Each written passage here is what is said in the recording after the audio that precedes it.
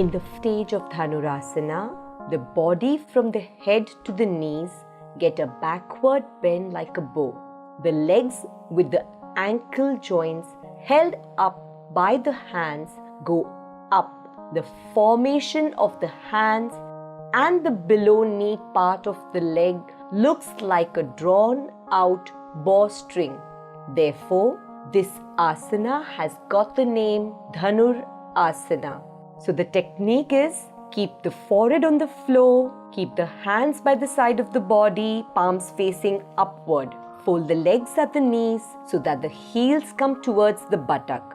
Raise the head, rest the chin on the floor. Hold the folded legs.